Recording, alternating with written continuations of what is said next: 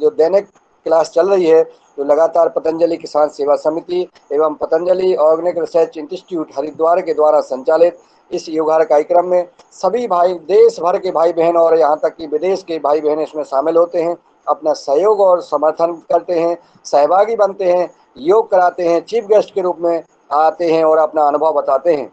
आज इसी क्रम में कुलदीप उनियाल जी हमारे देहरादून से हैं, उत्तराखंड से हैं। किसान भाइयों को जैविक खेती का, किसान कहते हैं कि हम जैविक खेती करते हैं लेकिन उनको मार्केट नहीं मिल पाता है, तो उनको मार्केट जैविक उत्पादन का कैसे मिले, कि हमें कौन कौन से कदम चलना होगा, ये करना, हमें हमारा किसान का इस विषय पर हमारे कुलदीप उनियाल जी लगातार किसानों को मार्गदर्शन देते रहते हैं। इस कार्यक्रम में हमेशा जुड़ कर के प्रतिदिन और मार्गदर्शन देते हैं। आज मैं चाहूँगा कि वो आएँ और अपना जो अनुभव है और आपका जो मार्गदर्शन है वो हमारे किसान भाइयों को मिले। सादर आमंत्रित करता हूँ कुलदीप उनियाल जी, देहरादून उत्तराखंड से। थैंक यू भैया जी, थैंक यू। नमस्ते आदरणीय अध्यक्ष महोदय जी के सादर प्रणाम। Thank you very much. बहुत अच्छा चल रहा है, ऐसे ही अपने को किसान भाइयों को प्रोत्साहन देते हुए अपना कार्यक्रम बढ़ाते जाइए। थैंक यू भैया जी, थैंक यू रंजना जी, आपके वजह से हमको ये दर्जा मिला है।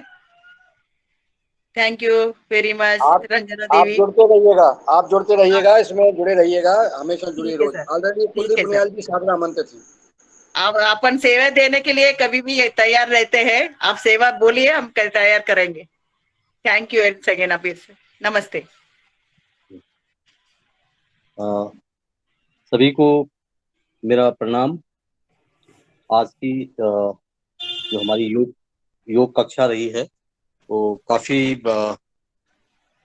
महत्वपूर्ण थी और काफी में हमें कुछ बहुत कुछ नया सीखने को मिला। और मैं आदरणीय पुष्पा जी को जो आज की हमारी योग शिक्षिका थी उनको मैं हार्दिक आभार व्यक्त करता हूं कि उन्होंने आज की योग कक्षा में जो है अपना महत्वपूर्ण योगदान दिया। मैं आज जो है थैंक यू वेरी मच, धन्यवाद आपको, धन्यवाद। मैं आदरणीय श्री मुनीलाल यादव जी को भी हार्दिक आभार व्यक्त करता हूं कि उन्होंने आज जो है मुझे समय प्रदान किया कि मैं अपनी बात को यहाँ पे कह सकूं। हालांकि मैं लगातार पिछले एक साल से लगातार बहुत सारे मुद्दों पे बोलता आया हूं और आज भी आपने जो मुझे मौका दिया, पूरा भरपूर मौका दिया आज, मैं उसके लिए आपका हार्दिक आभार व्यक्त करता हूं। और आज के जो हमारे इस कक्षा में जो हमारी रोज की जो योग आहार जो हमारी कक्षा होती है उसमें सभी उपस्थित जो हमारे प्रबुद्ध जन हैं, चाहे वो किसान हैं, चाहे वैज्ञानिक हैं, चाहे समाज सेवक हैं, चाहे योगी हैं, लोग हैं, मैं सभी का अभिनंदन करता हूं, स्वागत करता हूं। और मैं आज जो है यहाँ पर आपको एक अनुभव जनित एक मॉडल को, जो अनुभव से निकला हुआ एक मॉडल है कृषि क्षेत्र में जो हमारे लघु किसान होते हैं, सीमांत किसान होते हैं, छोटे छोटे किसान होते हैं, उनके मुद्दों पे जो उनकी विपणन के जो खास तौर पे जो मुद्दे होते हैं उन मुद्दों पे जो है चर्चा करूंगा। और आपके जो भी सवाल होंगे उन सवालों का जो भी मुझसे संभव हो सकेगा, जितना भी मेरा अनुभव है, मैं उस अनुभव के आधार पे उनका उत्तर देने के लिए जो है यहाँ पे उपस्थित हूँ। जैसा कि आप लोग जानते हैं कि पूरे जब भी हम खेती किसानी की बात करते हैं, व्यवसायिक खेती की बात करते हैं, तो व्यवसायिक खेती में बहुत महत्वपूर्ण हो जाता है कि किसान का लाभ का प्रतिशत कितना है, उसका लाभ जो है कितना, उसको जो है एक्चुअल में उसको लाभ होता है कि जितना वो उगाता है, उगाने के बाद जो बेचता है उसका कितना लाभ होता है, वो बहुत महत्वपूर्ण होता है। बहुत सारे किसान जो है, अगर आपने देखा होगा कि आपने अगर अनुभव किया होगा तो ये महसूस होता है कि हम जितनी लागत लगाते हैं उतना हमको कई बार जो है उसका रिटर्न नहीं मिल पाता है, उतना हमें उसमें मिल भी नहीं पाता है। तो किसान के लिए ये बहुत महत्वपूर्ण हो जाता है कि वो अपनी लागत को नियंत्रित करके कैसे अच्छे दाम प्राप्त कर सके, इसके लिए जो है उसको बहुत बार सोचना पड़ता है। और कई बार मैंने देखा है कि बहुत सारे किसान जब सोचते हैं, जब आजकल वो बोलने लग गए हैं, पहले तो हम हिसाब नहीं रखते थे, किसान कभी भी अपनी खेती में हिसाब नहीं रखता था कि मैंने कितना लगाया है और मुझे कितना मिला है। लेकिन आज के जो किसान हैं, आज के दौर में जो लोग किसानी कर रहे हैं, जो व्यवसायिक खेती कर रहे हैं, वो इसका पूरी तरीके से बारीकी से हिसाब रखते हैं। बहुत सारे किसान मैंने बोलते हुए सुना है, उनको मतलब उनको सुनते हुए लगा मुझे कि वो किसान जो है अब हिसाब रखने लगे हैं। अब कई किसानों ने हिसाब रख के ये भी बताया है कि उन्होंने तो ये घाटे का काम किया है। कई बार उनको लगता है कि उन्होंने ये घाटे का काम किया है। उन्होंने जितनी लागत लगाई है उतना उनको मिला नहीं, बल्कि जो है उससे भी उनको जो है कुछ प्रतिशत घाटा होता है। तो हज वर्तमान दौर में जो है हमें इसको बहुत ध्यान रखना पड़ता है कि कैसे हम जो है जो हमारी खेती किसानी है उसमें हम लाभ का, अपना जो लाभ को ध्यान रखें और लाभ का प्रतिशत को जो है हम किसान के दृष्टिकोण से उसको बढ़ाएं। इसके लिए हमें जो है कितना जो है प्लान होके, जो योजनाबद्ध तरीके से हमें उसको जो है आगे बढ़ना पड़ता है। तो ये बहुत महत्वपूर्ण हो जाता है। तो मैं आज यहाँ पे जो जो चर्चा कर रहा हूँ वो यही मॉडल है। इस मॉडल में जो है एक खास तौर की जो मैं बातचीत यहाँ पे करने मतलब आपके सामने रखने वाला हूँ वो ये है कि हम अ, जो छोटे और लघु सीमांत किसान होते हैं, सीमांत किसान होते हैं, सीमांत का मतलब जो है जो बहुत छोटे किसान जिनके पास जमीन बहुत कम होती है, वो कैसे अपनी खेती को लाभकारी बनाए। लाभकारी बनाने में जो है अ, उनकी फसल का चयन, उनका जो है जो उन्होंने जो है उसमें तकनीकी का उपयोग किया है, किस तरह की तकनीकी का उन्होंने उसमें उपयोग किया है और किस तरीके से उन्होंने उसको बाजार में लाए हैं। ये तीन बहुत महत्वपूर्ण बिंदु हैं कि वो कैसे इसको जो है उन्होंने इसको जो है अंजाम दिया है। अगर वो इसको अंजाम उन्होंने सही तरीके से दिया है तो उनका लाभ का प्रतिशत जो है बढ़ जाता है। तो बहुत महत्वपूर्ण है कि हम जो है इसमें छोटे जो लघु सीमांत किसान हैं वो सबसे पहले जो महत्वपूर्ण है, जो हमने महसूस किया है कि जब हम बिखरे होते हैं, जब हम अलग अलग खेती करते हैं, अलग अलग खेती का मतलब हम खेती तो हम अलग अलग ही करते हैं, लेकिन जब हम व्यवस्थित संगठित व्यवस्था नहीं बनाते हैं, जब हम मिल करके संगठित व्यवस्था नहीं बनाते हैं खेती में, तो वो जो है कैसे जो है अकेला किसान जो है किस तरीके से जो है अपने को जो है असहाय महसूस करता है और किस तरीके से वो शोषण का शिकार हो जाता है। जो अकेला किसान होता है, अकेला किसान के मैंने बहुत सारे एग्जाम्पल सुने हैं कि हमारे यहाँ पे कुछ खास तौर पे जो जो हमारे पर्वतीय क्षेत्र हैं या जो दूसरे क्षेत्र भी हैं, जब छोटा किसान होता है, जब वो बाजार में जाता है तो उसको शुरुआती दौर से ही जो है शोषण का शिकार होना पड़ता है। सबसे पहले तो उसको जो है जितने भी हमारे एग्री इनपुट्स हैं, जो एग्री इनपुट्स का मतलब हो गया कि जो हमारे खेती में जो लगने वाला जो निवेश है, जैसे हमारा बीज है, खाद है, उसका जो पादप रक्षण के लिए जो है, पौध की सुरक्षा के लिए जो उपयोग किए जाने वाले एग्री इनपुट्स हैं, उनमें ही उनका शोषण होना, उसको ही उसमें ज्यादा ज्यादा बाजार में जो है ज्यादा दाम देने पड़ते हैं जब वो अकेला होता है। क्योंकि अकेले में जब हम किसी भी चीज को छोटी मात्रा में खरीदते हैं तो उसके दाम हम अधिक देने पड़ते हैं, और जब हम बड़ी मात्रा में उसको खरीदते हैं तो उसके दाम अपना आप ही जो है कम हो जाते हैं। और जब आप अकेले होते हैं तब आपका जो है मोल भाव करने की जो शक्ति होती है, जो मोल भाव करने की जो क्षमता होती है वो कम होती है। और जब आप बड़े होते हैं, जब आपको बड़ी चीज खरीदनी, वो बड़ी मात्रा में चीज करनी पड़ती है, या ज्यादा लोग मिलके जब किसी काम को करते हैं तो उनकी मोल भाव करने की शक्ति ज्यादा हो जाती है, क्षमता ज्यादा हो जाती है।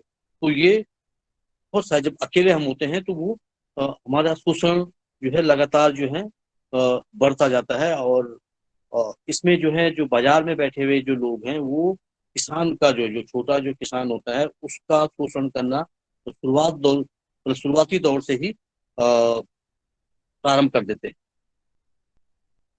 आते आते जो है जब आप जो है टेक्नोलॉजी पे भी आते हैं, जब खेत में हमें जो तकनीकी चाहिए होती है, ज्ञान चाहिए होता है, तो उसमें भी हमें कई बार जो है शोषण का शिकार होना पड़ता है, या हमें वो कॉस्ट ज्यादा देनी पड़ती है उसमें।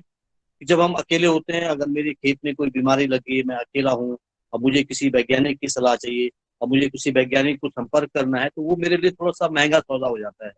क्योंकि अगर मैं किसी वैज्ञानिक को बुलाता हूँ या उससे पूछता हूँ या उसको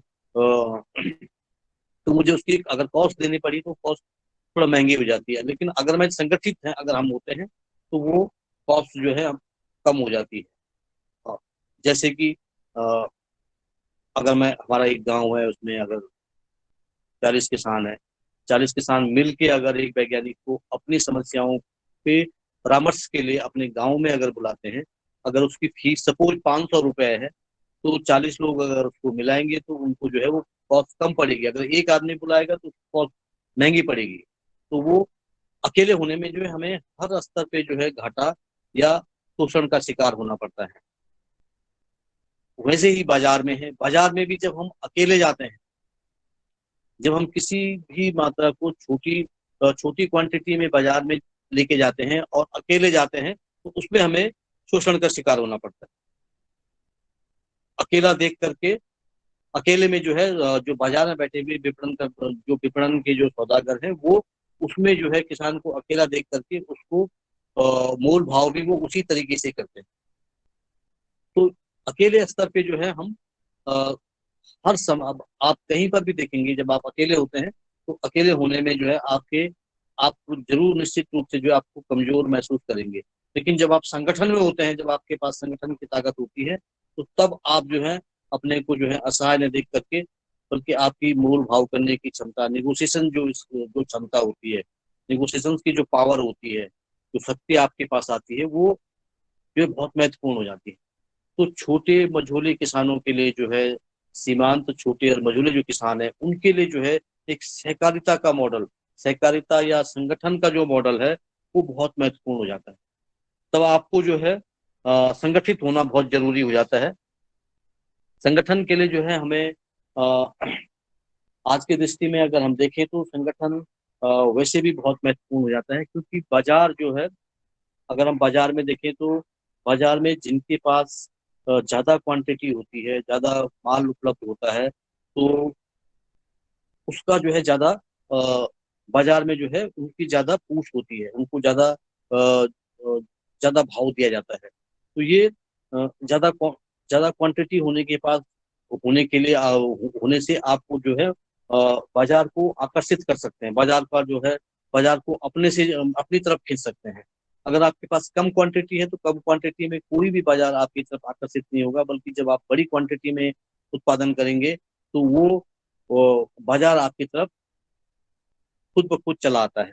तो इसमें जो है सबसे जो महत्वपूर्ण बात है कि सहकारिता का मॉडल, सहकारिता के मॉडल में जो है संगठन जो है, अगर हम किसी क्षेत्र में किसी खास क्रॉप को, किन्हीं खास फसलों को उगा रहे हैं, और जो बाजार की मांग के आधार पे हो, जो बाजार की मांग के आधार पे जो फसलें हम उगाते हैं, और उनको अगर हम जो है संगठित तरीके से उगाते हैं, तो ये एक बाजार का मॉडल हम जो है इसमें जो है एक क्लस्टर लेवल पे, एक क्लस्टर मतलब एक क्षेत्र लेवल पे हो सकता है। एक क्षेत्र में जो है 10-15 गांव आए, 10-15 गांव का एक क्षेत्र है, उस क्षेत्र में अगर हम जो है अगर 400-500 किसान मिल के जो है खेती करते हैं, मिल बैठ करके आपस में चर्चा करके हैं, हम अपनी खेती में जो है खेती को जो है एक नियोजित तरीके से आगे बढ़ाते हैं, और उसकी तकनीकी आवश्यकताओं को जो है हम मिल के जो है समाधान उसका करते हैं। और बाजार में अगर हम बाजार में मिल के जाते हैं, तो वो एक संगठन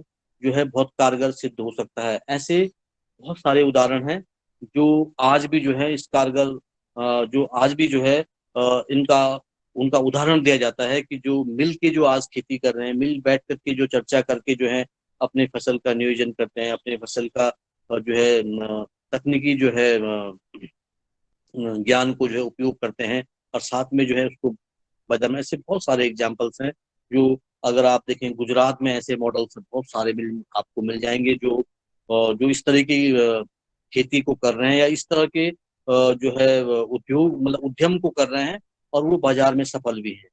तो ऐसे बहुत सारे एग्जाम्पल्स हैं जो ऐसे कर रहे हैं। और ज्यादातर होता क्या है कि संगठन में भी जो है दो तरह के संगठन होते हैं। एक तो होते हैं सक्रिय, एक होते हैं निष्क्रिय।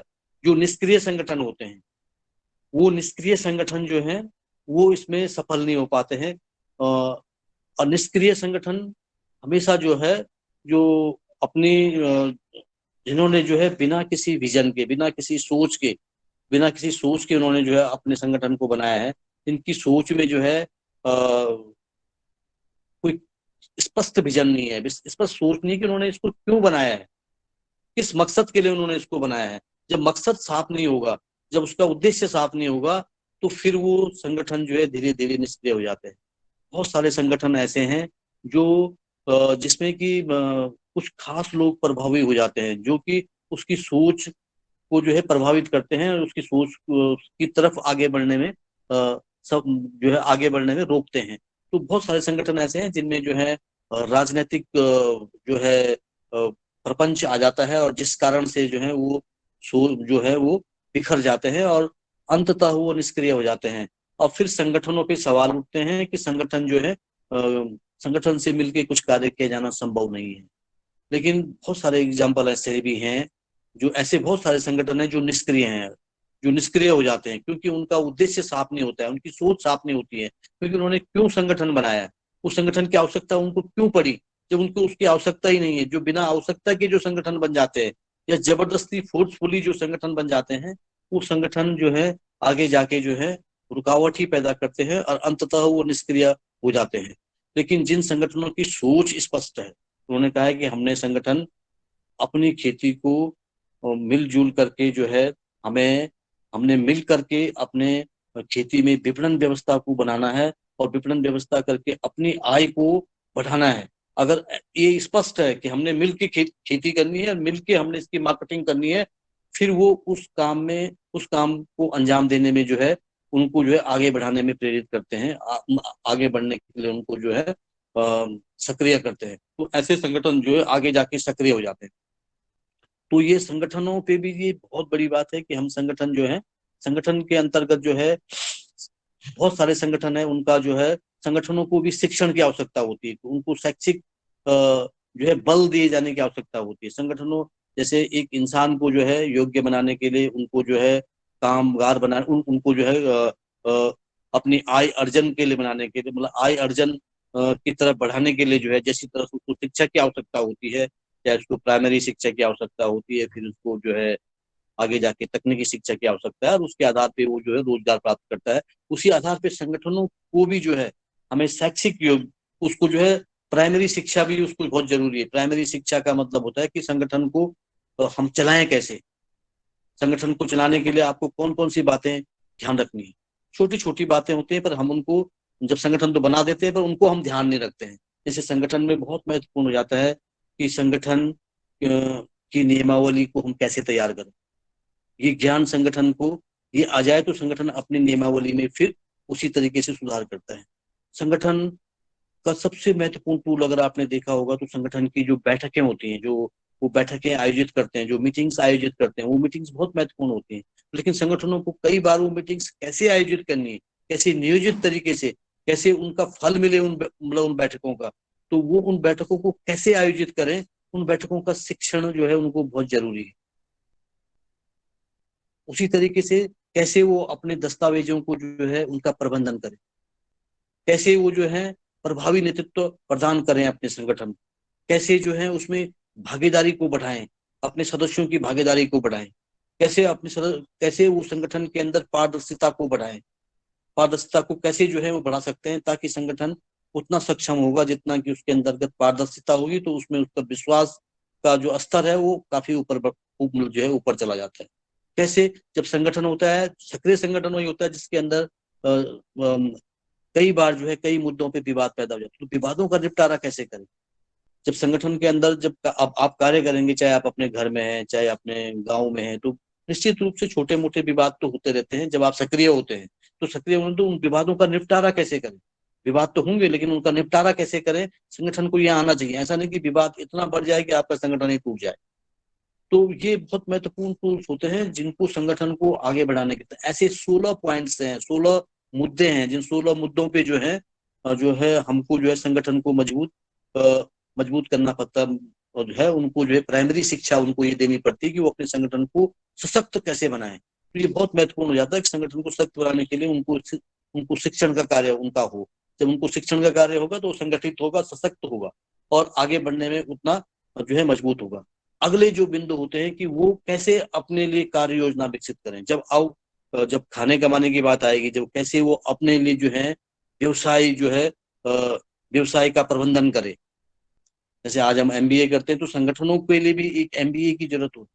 उनको भी कैसे वो जो है वो करना होता है, कैसे उनको अपना व्यवसाय का प्रबंधन करना है, कैसे अपने उनको एक्टिविटी प्लानिंग करनी है, कैसे उनको अपने लिए कौन सी जो है योजना बनानी है, उनको कैसी जो है उत्पादन योजना तैयार करनी है, उस उत्पादन योजना में किन किन बातों का ध्यान रखना है, किन किन चीजों को कहाँ कहाँ से उनको जुड़ाव लिंकेज बनाना है।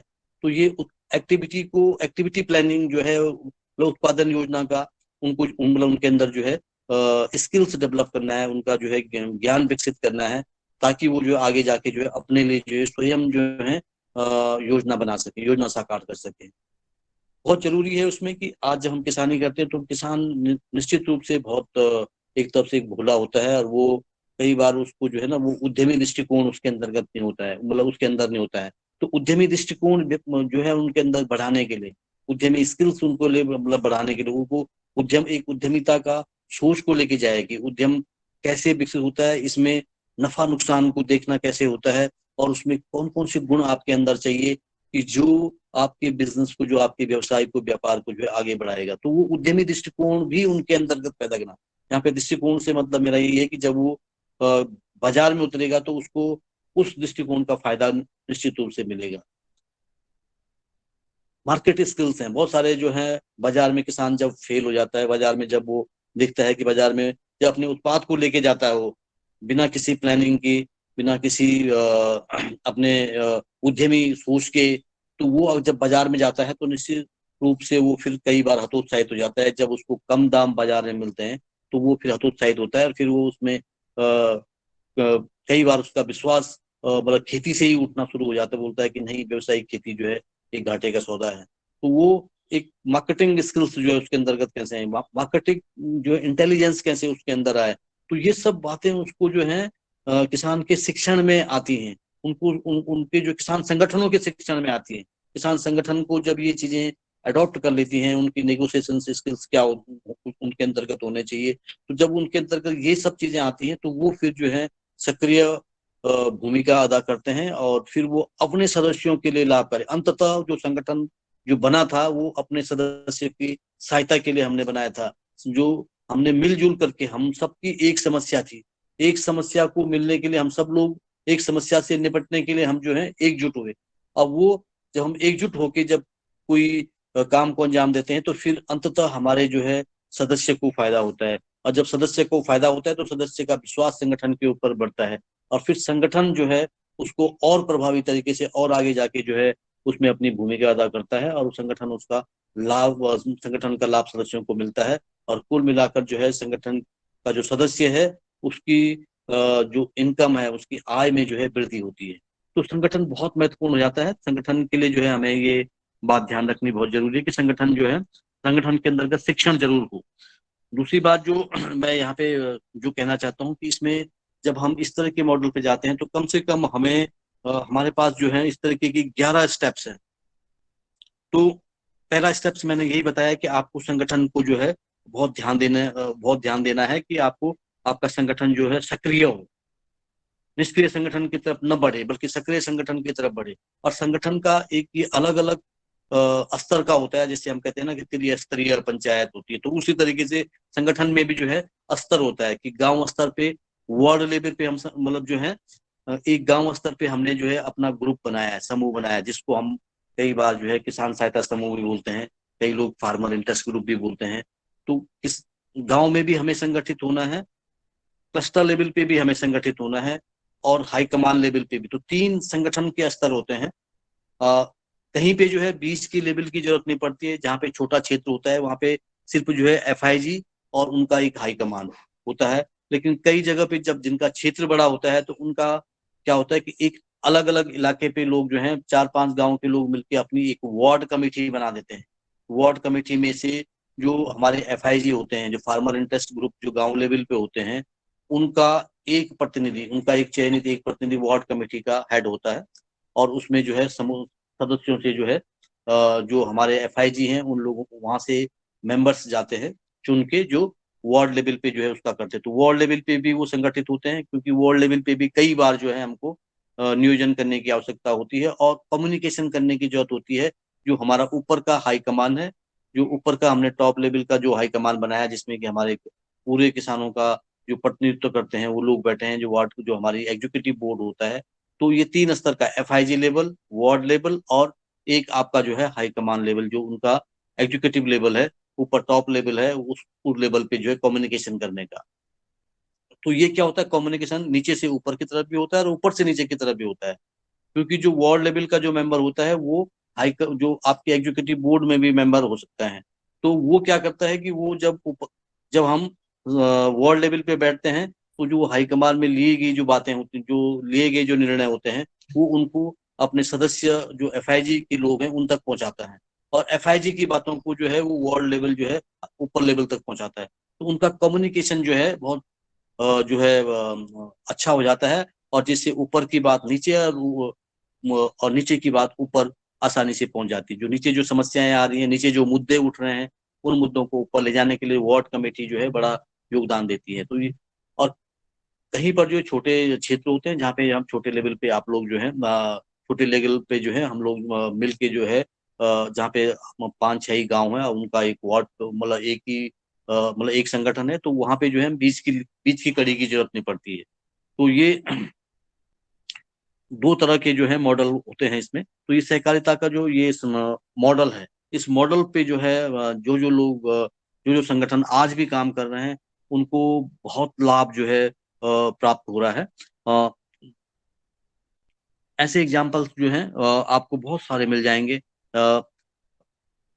दूसरा जो पहला कदम मैंने कहा कि आपको संगठित होना बहुत जरूरी है। दूसरा जो आपकी जो जरूरत है, दूसरा जो स्टेप्स होगा जो हमारा, पहला हमने अपने संगठन को जो है मजबूत कर दिया है। दूसरा स्टेप हमारा है कि हम अपनी उत्पादन योजना विकसित करें। जो हम अगर 500 किसान या 1000 किसान हम अपने संगठन में हैं, तो 1000 सदस्यों की जो है एक उत्पादन योजना होनी चाहिए उनके पास। अगर उनके पास उत्पादन योजना है तो फिर योजना जरूर होनी चाहिए, उनको क्लियर होना चाहिए कि हम इस फसल को इतनी मात्रा में उगा रहे हैं, इतने क्षेत्र में उगा रहे हैं, इतनी मात्रा में उगा रहे हैं। तो उनको आसान हो जाता है फिर आगे जाके मार्केट में निगोशिएट करने के लिए या मार्केट में लिंकेज विकसित करने के लिए उनको बहुत जरूरी हो जाता है कि जो है उत्पादन योजना को विकसित करें। वो एक उत्पादन योजना का निश्चित रूप से बहुत सारे संगठनों ने अपने फॉर्मेट्स बनाए हैं, अपने जो है उन्होंने FIG लेवल पे पहले उन्होंने जो है पूरा डॉक्यूमेंटेशन किया है कि भाई कैसे जो है हम FIG लेवल पे जो हमारा स्वयं सहायता समूह जो किसान सहायता समूह लेवल है उस पे हमने किस तरीके से सूचनाओं को लेना है कि किस किसान ने कितनी भूमि में किस समय में कौन सी फसल में मतलब जो हमारा जो फॉर्मेट है उसमें ये 2-3 सूचनाएं बहुत जरूरी मांगते हैं कि किस किसान ने कितनी किस फसल में, मतलब रबी या खरीफ जो भी फसल है, रबी या खरीफ, किस फसल में कितनी भूमि में कितने क्षेत्र में जो है कौन सी फसल लगाई है, ताकि उनको ये पता रहे कि अगर हमारी ये सूचना अगर हमारे पास 1000 किसानों की आ जाए तो हमें पता लग जाएगा कि हमारे इतने क्षेत्र में ये फसल लगने वाली है। सपोज हमने कहा कि एक टमाटर की फसल जो है हमारी जो है 500 हेक्टेयर में लगने वाली है या 50 हेक्टेयर में लगने वाली, तो हमें अनुमान हो जाता है कि हमारे पास कितना उत्पादन आने वाला। तो उसी तरीके से वो फिर आगे जाके अगर आप जो है इसको भीड़ में करेंगे, कोई भी योजना नहीं बनाएंगे, आपके पास कोई भी सूचना नहीं होगी, कोई भी डेटा अगर आपके पास नहीं होगा, तो फिर आप मार्केट में मात खा जाएंगे। आगे जाके आपको पता नहीं होगा कि आपके पास कितना माल है और कहाँ कहाँ आपको इसको जो है मार्केट करना है। तो फिर जो है एक उत्पादन योजना बहुत महत्वपूर्ण टूल है जो हमें आगे जाके जो इसमें मदद करती है। तो उत्पादन योजना बनानी बहुत जरूरी है।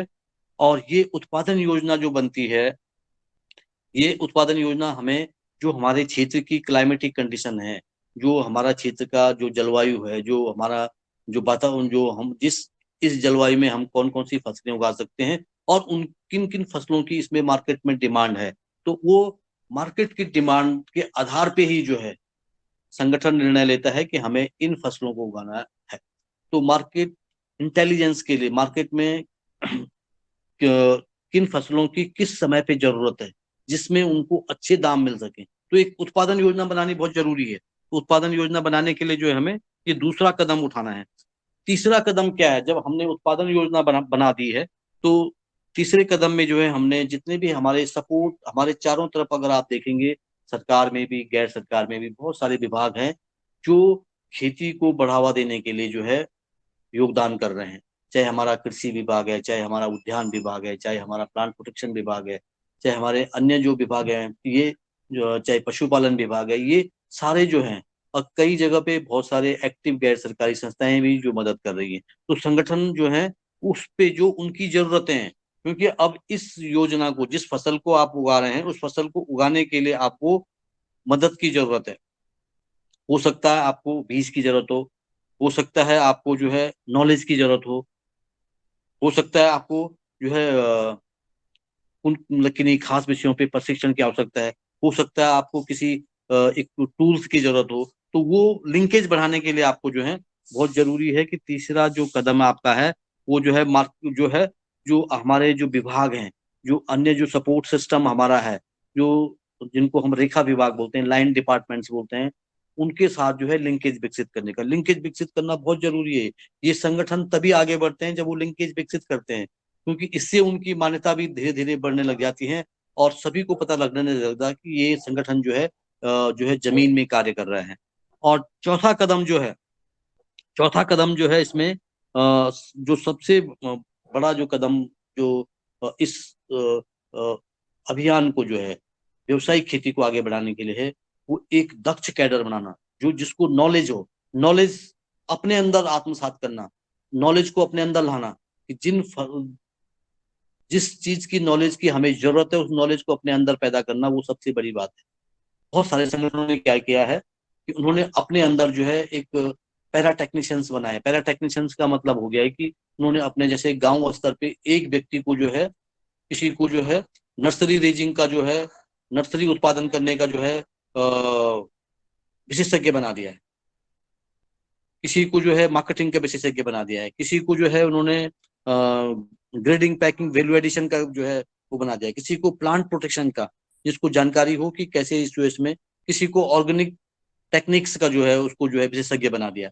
तो जो और इस तरह के जो है उन्होंने जो है 7 किस्म के जो है विषय तैयार करके उनको प्रशिक्षित किया लगातार। और किसकी मदद से? ऑनलाइन डिपार्टमेंट्स की मदद से, जो मैंने दूसरे कदम में बोला है, उनकी मदद से उन्होंने जो है पैरा टेक्नीशियंस विकसित किए हैं, ताकि ज्ञान उनके अंदर हो, उनको भागना ना पड़े अचानक।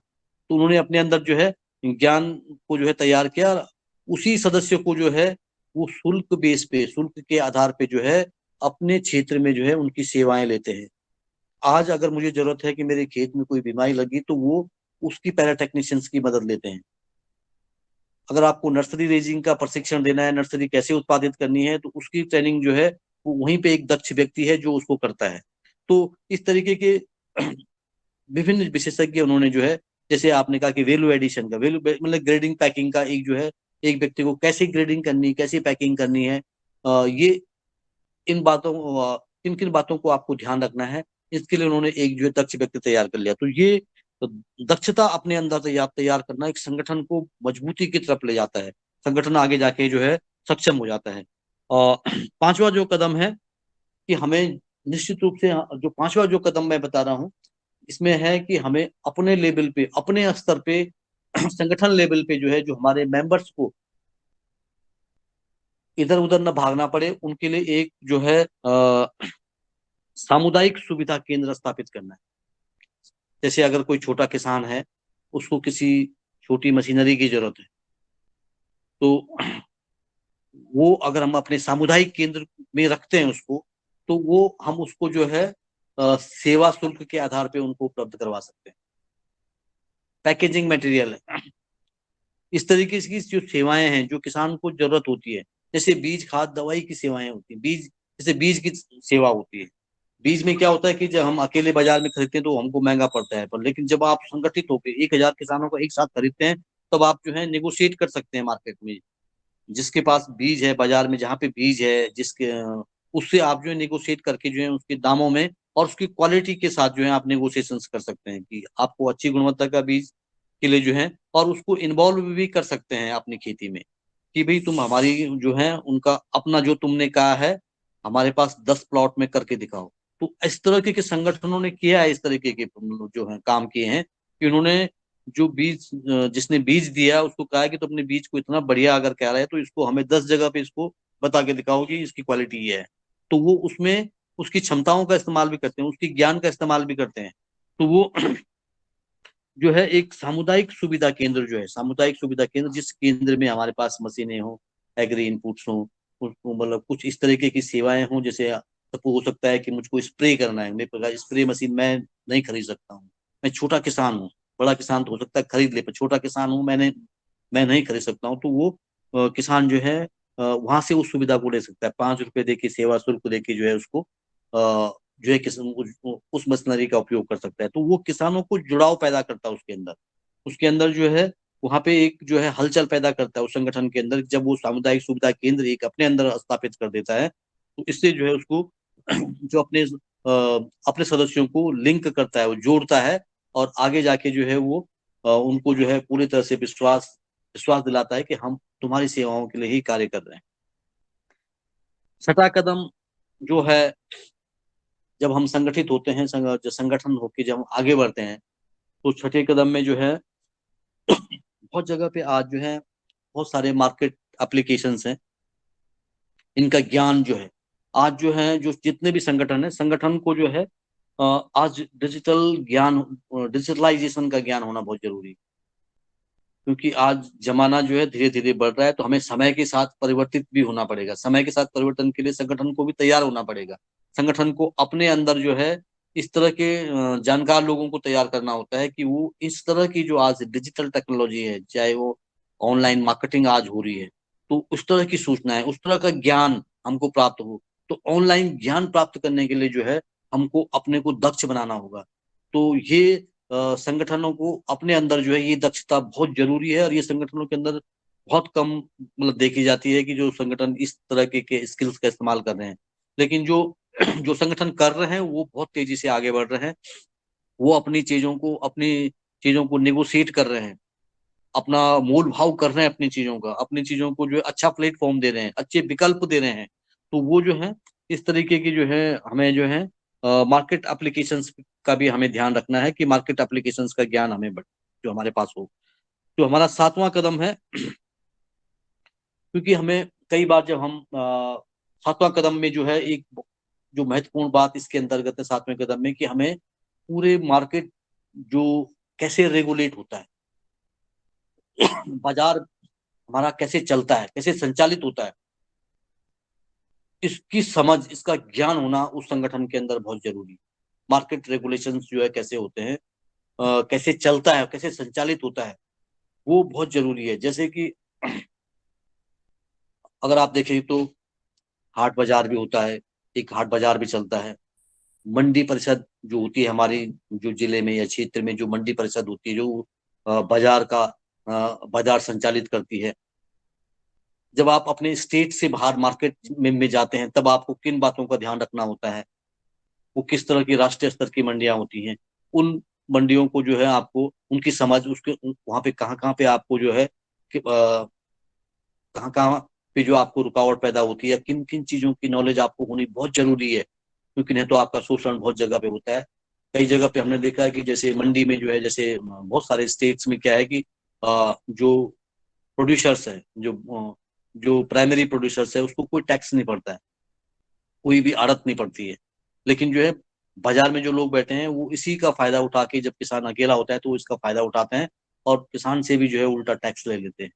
तो ये क्या होता है कि बाजार की समझ ना होने के कारण ये ऐसा होता है कि आप जो है जो है अनावश्यक आपका जो है शोषण होना, आर्थिक शोषण होना शुरू हो जाता है। तो ये नुकसान जो हो, जब संगठन के अंतर्गत जब आप आते हैं और आपको जब इस तरह की नॉलेज जो है, मार्केट रेगुलेशन की जो नॉलेज है, कैसे चलते हैं, जो राष्ट्रीय बाजार कैसे चलता है, क्षेत्रीय बाजार कैसे चलता है, और स्थानीय बाजार कैसे चलता है, इन बाजार की समझ होनी बहुत जरूरी है। ये संगठन के अंदर जो है ये बहुत जरूरी है कि आपको जो है इनकी समझ बढ़ाने की बहुत आवश्यकता है। आठवां कदम जो है, मैं कह रहा हूं कि ये बहुत महत्वपूर्ण हो जाता है उन संगठनों के लिए जो व्यवसायिक खेती कर रहे हैं। उनको जो स्थानीय स्तर का जो गवर्नेंस, जो स्थानीय स्तर का प्रशासन है, उसके साथ तालमेल बिठाना बहुत जरूरी हो जाता है कि वो उनके साथ जो है अपनी बातों को रख सकें और उनकी मदद ले सकें। उनकी क्या क्या जो है किसानों के लिए किस तरीके की उनके लिए मतलब उनकी स्कीम्स हैं, उनकी योजनाएं हैं, उनको जो है कैसे उनका उपयोग करें और उनकी जो पावर्स हैं उनका वो इस्तेमाल कर सकें। जैसे आपको ट्रांसपोर्ट सिस्टम है, ट्रांसपोर्ट सिस्टम को, जैसे बहुत सारे संगठन हमारे क्या होते हैं कि वो स्थानीय जो कलेक्टर्स होते हैं उनको और स्थानीय जो लाइन डिपार्टमेंट के हेड्स होते हैं उनके साथ बैठते हैं। और बहुत बहुत संगठन क्या करते हैं, जिला स्तर पे जो है, जो जिला जो हमारा डिस्ट्रिक्ट मजिस्ट्रेट्स होते हैं, उनके उनके साथ एक रेगुलर मीटिंग करते हैं कि उनके सामने क्या क्या समस्याएं आ रही हैं, ट्रांसपोर्ट में कहाँ पे उनको दिक्कत हो रही, कहीं पे उनसे क्या किराया ज्यादा लिया जाता है ट्रांसपोर्ट में, क्या उनके साथ रोडें सही हैं, या क्या उनको कोई और इंफ्रास्ट्रक्चर की जरूरत है, या हो सकता है कि उनको किसी और सपोर्ट की पैकेजिंग मटेरियल की जरूरत होती हो जो सरकार की स्कीम्स में होते हैं, उनको उनको मिले। तो वो इस तरीके की फायदा उठाने के लिए जो है वो स्थानीय प्रशासन से तालमेल रखना बहुत जरूरी होता है। और इसके लिए वो रेगुलर वो बना देते हैं, फॉर्मेट बना देते हैं कि हमें वर्ष में जो है जो जिला स्तर की जो हमारी जो मीटिंगें होंगी वो वर्ष स्तर पे जो है हम कम से कम 2 मीटिंगें करेंगे, ताकि हम स्थानीय प्रशासन को ये अवगत करा सकें कि हम ये काम कर रहे हैं और हमारा इतना प्रोडक्शन आने वाला है और हमारे सामने ये चुनौतियां हैं जिनमें हमें प्रशासन की मदद की आवश्यकता है, प्रशासन की। तो ये बहुत जरूरी हो जाता है। ये जब हम करते हैं तब ये बातें सामने आती हैं, जब हम करेंगे नहीं तो तब हमें ये बातें सिर्फ किताबी लगती हैं, लेकिन जब हम करना शुरू करते हैं तो ये बातें बहुत महत्वपूर्ण हो जाती हैं। तब हमें कैसे प्रशासन की मदद से जो है हम अपने कामों को अंजाम देते हैं, तो वो बहुत उस समय ये लगता है कि हमारा जो है बहुत ही मदद हमको इसमें मिल रही है। एक छोटी सा एग्जाम्पल आपको बताता हूँ कि हमारा एक संगठन था किसानों का एक संगठन एक दूर दराज क्षेत्र में काम कर रहा था, और वहां पे बरसात के मौसम में ही जो है फसलों का सप्लाई मार्केट में होती थी, लेकिन उनकी रोड्स ब्लॉक हो जाती थी हमेशा। और जो पब्लिक वर्क डिपार्टमेंट था, जो पीडब्ल्यूडी था, वो ज्यादा ध्यान उनकी तरफ देता नहीं था, क्योंकि वो उसके लिए वो ज्यादा महत्वपूर्ण उनको नहीं लगता था, बल्कि उनको और ज्यादा महत्वपूर्ण कोई और चीजें लगती होंगी, शायद और रोडें लगती होंगी। तो किसान जो है, उन किसानों ने जो है सीधा जिला स्तर पे जाके अपनी बात को रखा कि भाई हमारी रोडें जो हैं, जब हम उत्पादन करते हैं हमारा रोड जो है ब्लॉक हो जाता है, और ब्लॉक हो जाने के कारण जो लैंडस्लाइड आ जाता है, ब्लॉक हो जाता है और हमारा माल बाजार में नहीं पहुंच पाता है। तो उससे काफी हमें जो है हमारा माल खराब हो जाता है और किसान को काफी नुकसान उठाना पड़ रहा है। तो जिला स्तर के जो जो जो हमारे अधिकारी थे, जिला मजिस्ट्रेट थे, उन्होंने तुरंत जो है उसमें एक कोर कमेटी बनाई। उसमें PWD department, department of horticulture, department of agriculture के लोगों को उन्होंने उसमें शामिल किया। और जहाँ पे किसानों का जहाँ रोड्स ब्लॉक्स होती थी वहां पे जो है बुलडोजर्स लगा दी। वहां पे उन्होंने जो है जेसीबी जो हम कहते हैं कि ताकि जो है वहां पे तुरंत जो है रोड को खोला जा सके। तो ये क्या होता है, किसानों की एक ताकत जो है जब संगठित होते हैं तो उनके अंदर ये ताकत आ जाती है कि वो बड़े से बड़े अधिकारी के साथ भी बात करने में सक्षम हो जाते हैं, अपनी बात को रख लेते हैं। तो इस संगठन की जो ताकत होती है, अकेले में हो सकता है कि मैं बहुत अच्छा बोलने वाला हूँ और मैं प्रभावित कर सकूं एक ऊपर जो है जिला मजिस्ट्रेट को, पर अकेले में मेरी पहचान अकेली होती है। लेकिन जब मेरे साथ 500 लोगों का लोगों का जुड़ाव होता है, तो उसका प्रभाव जिले स्तर पे के अधिकारियों के ऊपर अलग से पड़ता है और वो इसको अलग से लेते हैं। जब मैं अकेला जाता हूँ तो उसका उतना प्रभाव नहीं पड़ता है, लेकिन जब मैं संगठन के बल के आधार पर जाता हूँ, मैं संगठन का प्रतिनिधि के बतौर जब मैं वहां पर जाता हूँ, तो उसका ताकत काफी अलग हो जाती है। तो ये प्रशासन के साथ हमें जो है इसको जो है लिंक करना होता है, तो ये बहुत जरूरी होता है। चौथा जो 8वां कदम था, ये 9वां कदम मैं आपको बता रहा हूँ कि किसान संगठनों में वित्त प्रबंधन। किसान संगठनों में वित्त प्रबंधन बहुत जरूरी है। हमें जो है बहुत चीजों की जरूरत होती है, हमारे मेंबर्स को जो है लगातार बहुत सारी, चाहे पैकेजिंग मटेरियल हो, चाहे हमें अन्य चीजों की जरूरत पड़े, हमें बीज खरीदना पड़ सकता है, हो सकता है हमें कोई इक्विपमेंट खरीदना पड़ सकता है, तो उसके लिए हमें जो है लागत की जरूरत पड़ती है। तो इस लागत की जरूरत के लिए जो है हमें किसान के पास जो है जो है धन उपलब्ध होना चाहिए, उसके पास जो है वित्त उपलब्ध होना चाहिए, ताकि वो उसकी मदद, उस वित्त के माध्यम से जो है अपनी समस्याओं से निपट सके। तो बहुत जगह पे जो ऐसे मॉडल्स आए हैं कि किसानों ने जो है अपने जो FIG जो उनका फार्मर इंटरेस्ट ग्रुप है, वहां पे उन्होंने सेविंग्स करनी शुरू की है। सेविंग्स करने के बाद जो है उन्होंने बचत की, लगातार बचत करते हो, और फसल के टाइम पे वो उसको इंटरलोनिंग कर देते हैं।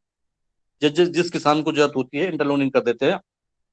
और जब किसान इस तरह के काम करते हैं तो उनको जो है बहुत सारे मददगार भी खड़े होते हैं। बैंक्स जो हैं, बहुत सारे बैंक्स जो हैं किसानों की मदद के लिए, किसानों के समूह को मदद करने के लिए जो खड़े रहते हैं, जो व्यवसायिक खेती करते हैं, व्यवसायिक खेती करने वाले समूहों के लिए जो है बैंक्स हर समय खड़े रहते हैं। बैंक्स पैसा देने के तैयार होते हैं कि भाई हम आप पे पैसा लगाते हैं, क्योंकि उनको पता है कि इनका प्रोडक्शन आना है और इनका पैसा हमारे बैंक में ही आना है, तो वो इनकी मदद के लिए हमेशा तैयार रहते हैं।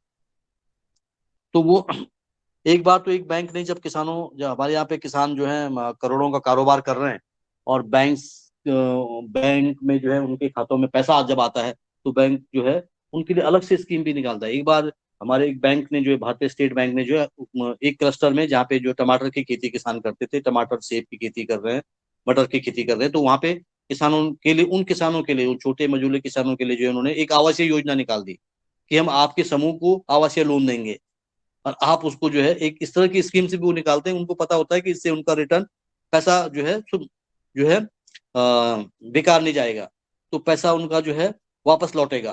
तो वो इसके लिए भी जो है वो इस तरह की स्कीम्स निकालते हैं। तो ये वित्त प्रबंधन जो है बैंक के साथ, जो संगठन ऊपर लेवल का जो संगठन होता है, हाई कमान जो हमारा होता है, एग्जीक्यूटिव बोर्ड जो होता है, वो स्थानीय बैंकों के साथ या स्थानीय जो माइक्रो फाइनेंस करने वाले संगठनों के साथ लिंक करके जो है किसानों को जो है उस तरह की निवेश उपलब्ध करवाता है। या बहुत जगह पे किसान स्वयं भी जो अपनी बचत करके जो है अपनी पूंजी को इतना बढ़ा देते हैं, और अपने पैसे को फसल के टाइम पे रिवॉल्व करते हैं, और उसके लिए जो है वो काफी मददगार साबित होता है। जैसे जो संगठन होते हैं, जो हमारे जब संगठित आप होते हैं, तो तब जो है सरकार की बहुत सारी स्कीम्स हैं, चाहे किसान क्रेडिट कार्ड है, इस तरह की स्कीम्स जो हैं, बहुत सारी स्कीम्स जो है संगठनों के लिए जो है सरकार ने जो है किसानों के लिए बनाए हैं, बैंक्स ने किसानों के लिए बनाई है।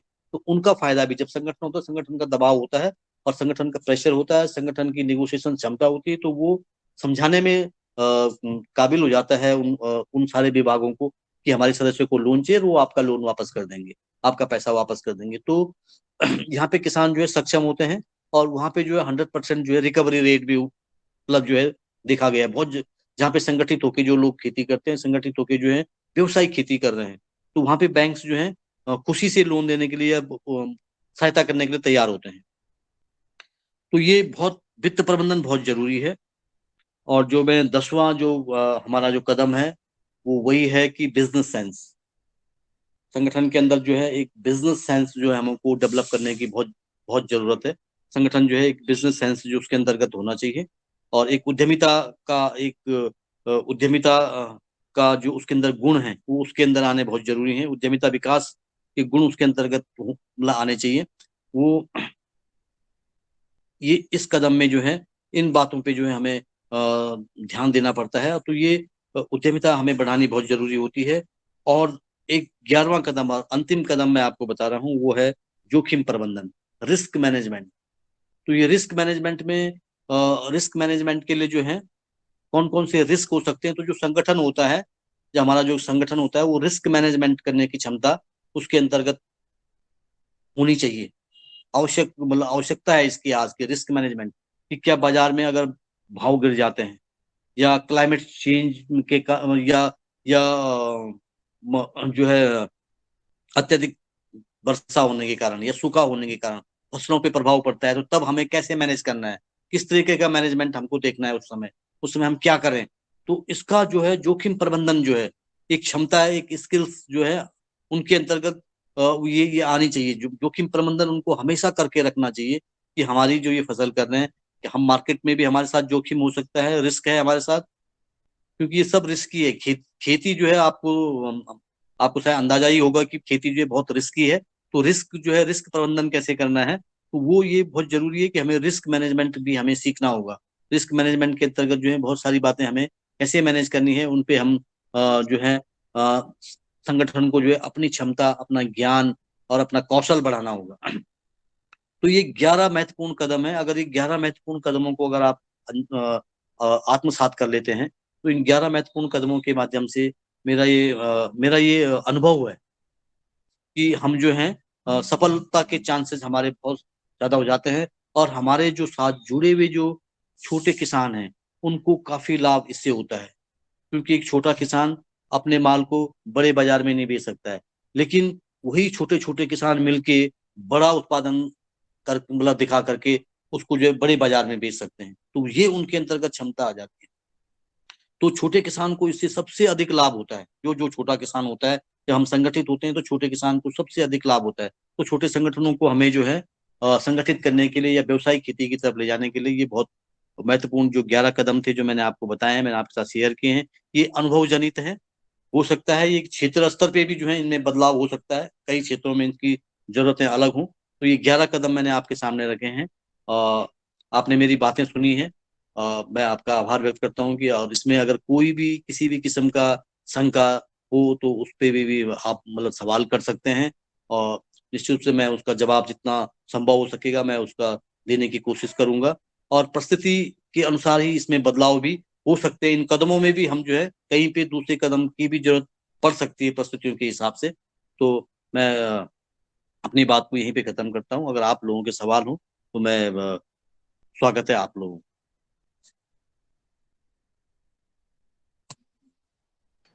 धन्यवाद आदरणीय कुलदीप पुनियाल जी। हमारे सदन में अगर किसी भाई बहन का कोई सवाल हो, 11 कदम आदरणीय कुलदीप जी ने बताए हैं, तो सादर आमंत्रित है, अनम्यूट करके अपनी बात रख सकते हैं। हाँ, धन्यवाद मुनिलाल जी। जो आज आदरणीय डॉक्टर साहब, आपका आप आए और जी अपनी बात रखें। जी सर, धन्यवाद। मुनियाल जी ने बड़ी मेहनत से जो 11 कदमों की सीढ़ी बनाई है और बताया है, वो निश्चित रूप से बहुत महत्वपूर्ण है।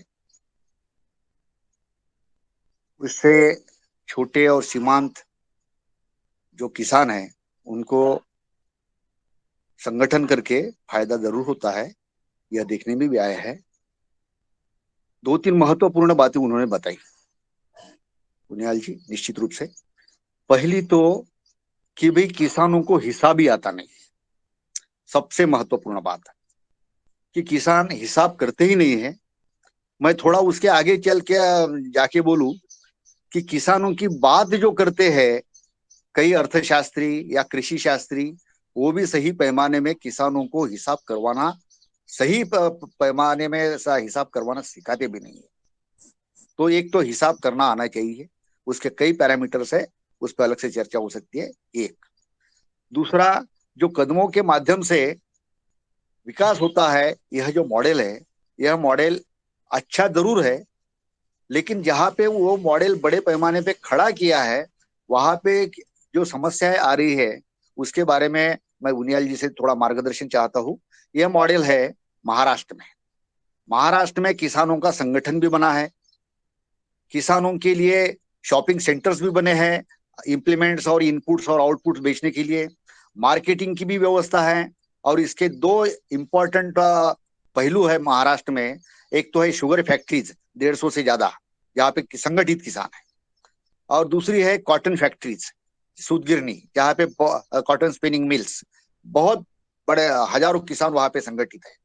लेकिन इसके बावजूद जो देखा गया है, देखा क्या गया कि रॉ प्रोसेसिंग होना चाहिए, रॉ मटेरियल से पक्का माल बनना चाहिए। शुगर तो बन गई है, लेकिन शुगर बेचने के लिए सरकार इंपोर्ट एक्सपोर्ट का उपयोग करती है, बैन कर देती है कि आपके पास में शुगर है लेकिन आप बेच नहीं सकते। मैं शुगर फैक्ट्री का 5 साल तक डायरेक्टर रहा, इसलिए मैं वो इन्स एंड आउट्स को बहुत नजदीकी से मैंने देखा। वही बात होती है कॉटन स्पिनिंग की, कि जीनिंग करने के बाद में उसकी बेल्स तो बन जाती है, लेकिन गवर्नमेंट बोलती है कि आपने बेचना नहीं है, क्योंकि मिल वालों का एक प्रेशर रहता है।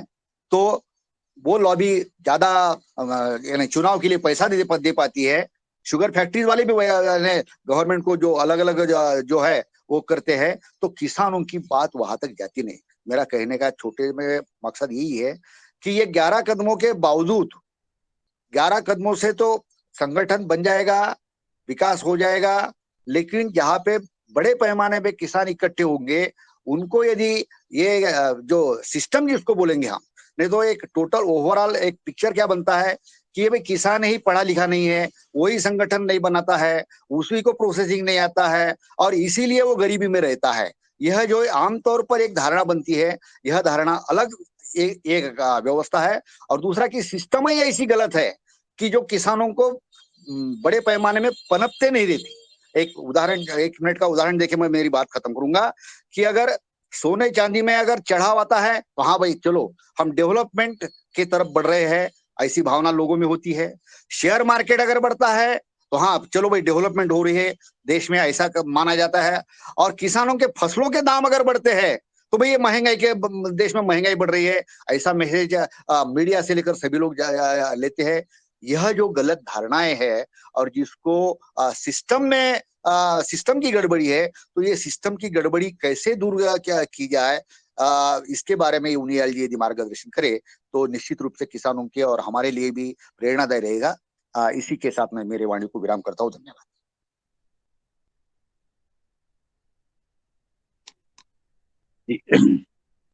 धन्यवाद डॉक्टर साहब। आपने बहुत महत्वपूर्ण बिंदु जो मैं कह ही रहा था कि अलग अलग परिस्थितियों में जो है अलग अलग जो है इसकी जरूरतें हो सकती हैं, संगठन की अलग अलग जरूरतें हो सकती हैं। निश्चित रूप से जो है ये जरूरतें अलग अलग क्षेत्र की, जहाँ जहाँ पे परिस्थितियां अलग अलग हैं, जहाँ पे क्षेत्र किसान जो है किसी खास क्रॉप से मतलब जो है जुड़े हुए हैं, बड़े पैमाने पे जुड़े हुए हैं, उनकी जरूरतें बिल्कुल कुछ और होती हैं।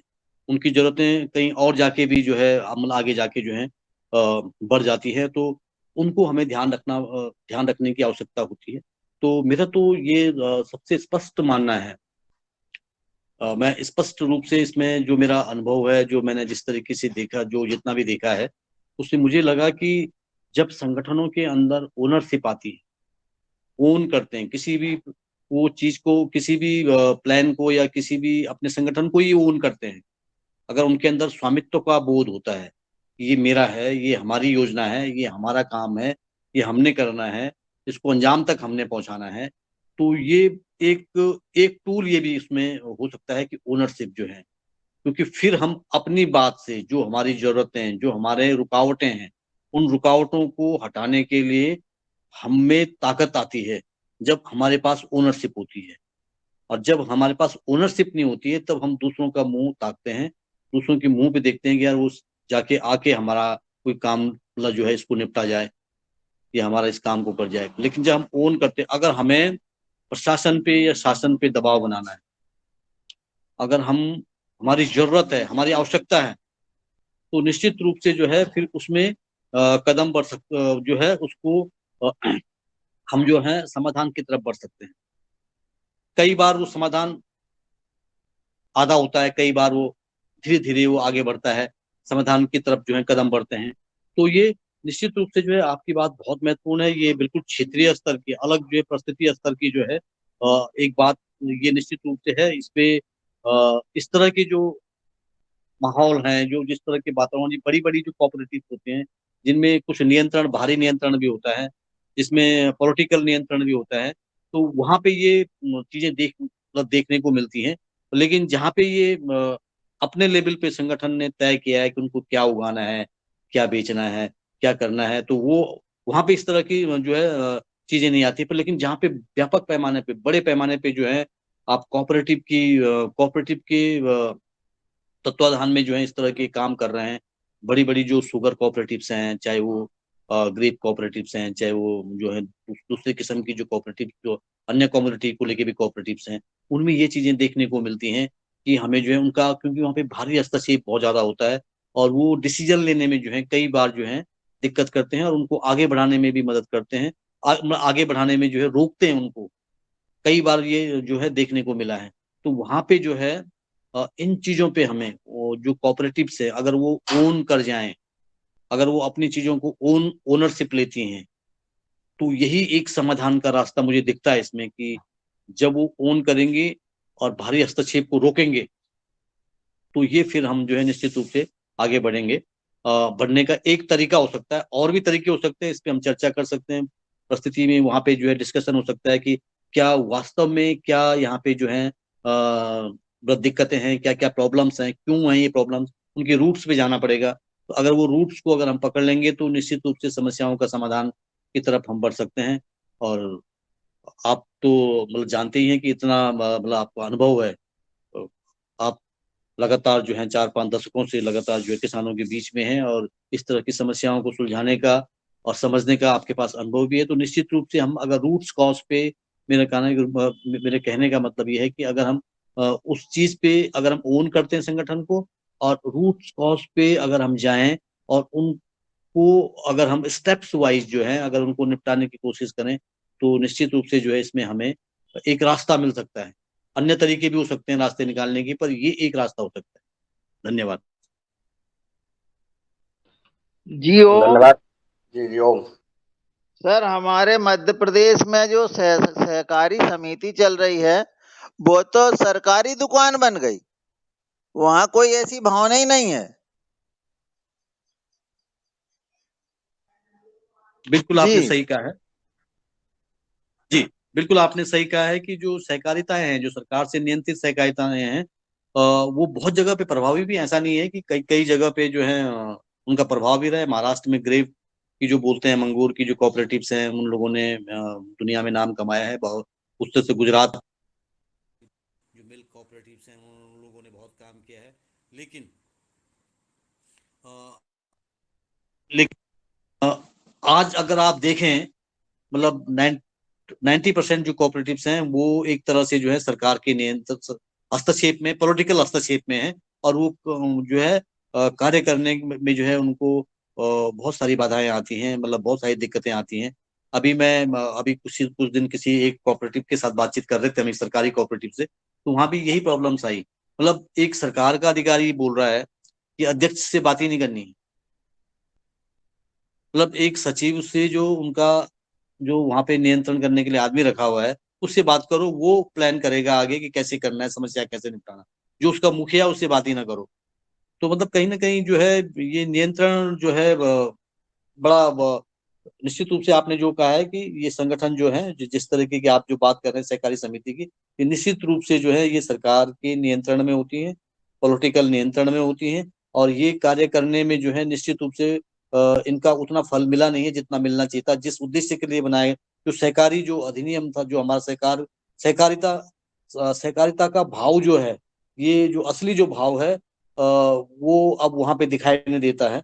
जो 1904 में जो है सहकारिता का भाव जो है हमारे देश में जो एक बार पहली बार जो आया था, वो भाव जो है अब वो जो है दिखता नहीं है। लेकिन जो आज हमारे बनाए हुए संगठन है, जो जिनकी कल्पना हम कर रहे हैं कि हमारे संगठन, हम मिलजुल के आपस में अपना संगठन बनाएं, वो ज्यादा कारगर आज नजर आ रहे हैं, क्योंकि उनमें